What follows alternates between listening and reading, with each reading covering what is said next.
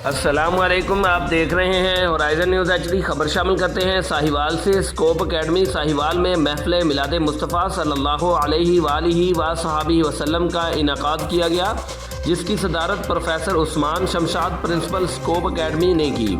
महफिल मिलाद का आगाज़ तिलावत कलाम पाक और नाते रसूल मकबूल सल्लल्लाहु अलैहि वालैहि वसल्लम से हुआ।